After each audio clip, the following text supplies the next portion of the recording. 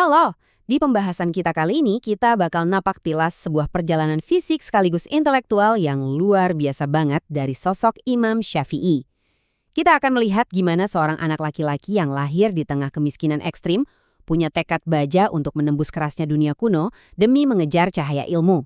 Sebuah perjalanan yang pada akhirnya benar-benar mengubah arah sejarah Islam yang kita kenal sekarang. Nah, ini dia rute perjalanan pahlawan kita hari ini.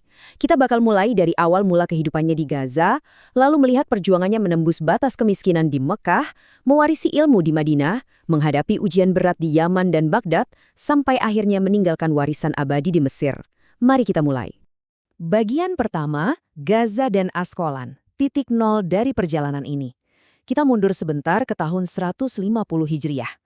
Di sebuah rumah sederhana di pinggiran Gaza, seorang ibu bernama Fatima yang tak lama kemudian menjadi janda mengalami sebuah mimpi yang sangat mendalam.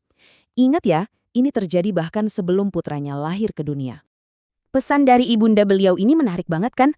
Sang ibu bercerita bahwa dalam mimpinya, sebuah bintang keluar dari perutnya, naik tinggi, lalu pecah jadi ribuan cahaya yang menyinari seluruh bumi.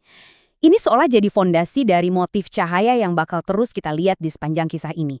Sebuah firasat kuat bahwa anak ini nggak bakal jadi orang biasa, melainkan mercusuar petunjuk buat dunia.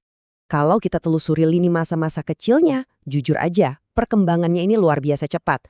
Bayangkan, hafal seluruh Al-Quran di umur 7 tahun. Lalu di umur 9 tahun, dia nekat menyeberangi padang pasir yang super ganas menuju Mekah. Semua ini bisa terjadi karena dedikasi ibunya yang nggak pernah goyah untuk pendidikannya, walau mereka hidup dalam kondisi serba kekurangan. Masuk ke bagian kedua, yaitu Mekah.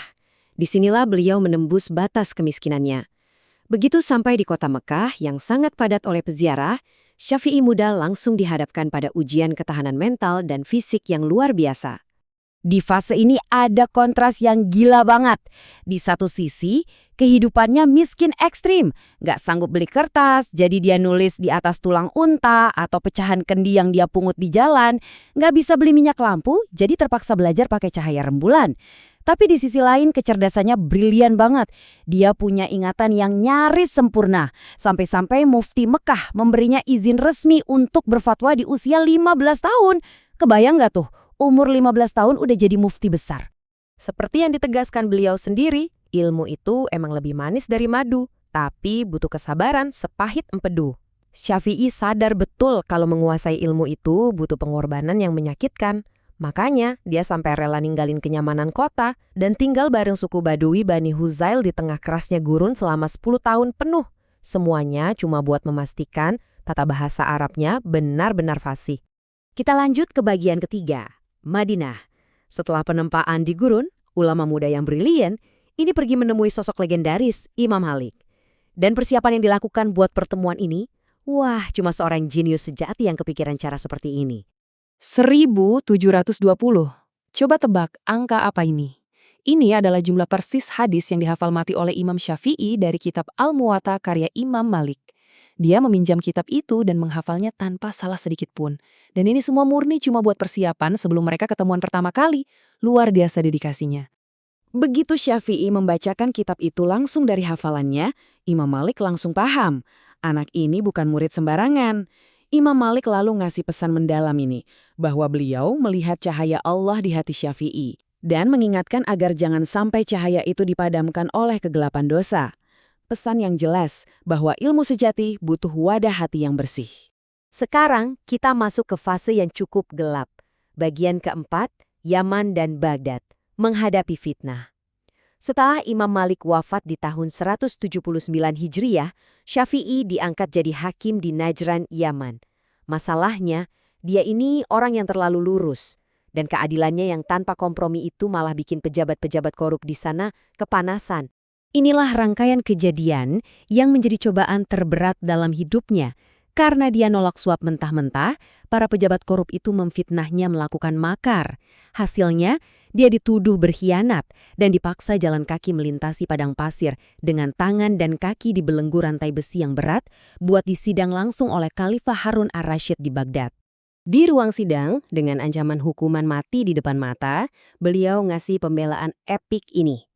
Demi Allah, aku hanya mengkhianati kebodohan. Kalimat yang singkat, tapi tajamnya luar biasa. Pembelaannya begitu brilian dan tenang, sampai-sampai sang khalifah tersentuh dan nyuruh rantai besinya dilepas.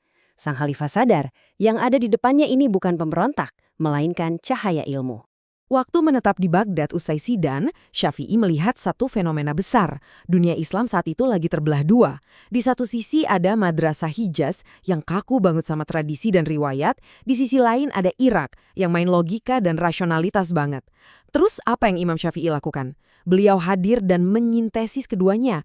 Beliau sukses menjembatani dua samudera pemikiran ini secara harmonis. Dan jembatan intelektual itu bernama Kitab Ar-Risalah. Ini bukan sekedar buku biasa ya teman-teman. Lewat karya ini, Imam Syafi'i menciptakan sebuah disiplin ilmu yang benar-benar baru, yaitu usul fikih. Beliau merumuskan aturan main yang jelas gimana caranya menggabungkan teks suci dengan logika penalaran manusia tanpa harus tabrakan. Ini benar-benar puncak pencapaian intelektualnya. Akhirnya kita sampai di babak terakhir, bagian kelima, Mesir, Cahaya Abadi Sang Imam. Waktu di Baghdad, beliau sebenarnya ditawari jabatan hakim agung yang gajinya selangit, tapi beliau tolak dengan halus. Di tahun 1099 Hijriah, beliau lebih memilih hijrah ke Mesir buat memulai fase paling produktif dan berharga dalam hidupnya. Di Mesir inilah warisannya benar-benar terkunci abadi. Beliau menolak segala urusan politik cuma buat fokus mengajar. Beliau nulis karya terbesarnya, dan merevisi total Ar-Risalah. Dan yang paling bikin merinding, beliau terus ngajar murid-muridnya setiap hari dari atas tikar yang kasar. Padahal saat itu beliau lagi menderita penyakit lambung kronis yang parah banget. Dari murid-murid inilah ajarannya nanti menyebar luas, termasuk sampai ke kita di Nusantara. Waktu tubuhnya makin hancur digerogoti penyakit dan murid-muridnya menangis sedih, beliau menenangkan mereka dengan kata-kata ini. Rasa sakit di dunia ini cuma pengingat kalau tubuh kita itu fana dan rapuh. Tapi yang benar-benar beliau takutkan bukanlah rasa sakit fisiknya, melainkan kalau ternyata ilmu yang beliau bawa nggak mendapatkan ridho dari Sang Pencipta. Perjalanan fisik Imam Syafi'i memang harus berakhir di tahun 204 Hijriah, di usia yang masih terbilang muda, 54 tahun. Tapi coba lihat dampaknya hari ini. Cahaya yang bermula dari percikan kecil di rumah berdebu di Gaza, sekarang menjadi pemandu praktek ibadah ratusan juta orang di seluruh dunia. Sejarah membuktikan, cahaya itu benar-benar nggak pernah padam. Nah, ini membawa kita pada satu pertanyaan refleksi yang sangat penting. Apakah ilmu yang kita cari dan miliki hari ini bikin kita makin dekat sama Sang Pencipta, atau jangan-jangan cuma bikin kita makin sombong? Kata Imam Syafi'i, ilmu yang nggak bikin kita rendah hati, aslinya cuma kesombongan yang terselubung. Jadi, gimana kalian bakal menggunakan cahaya ilmu yang kalian punya sekarang? Renungkan hal ini ya. Terima kasih banyak sudah ngikutin pembahasan kita kali ini, dan sampai jumpa.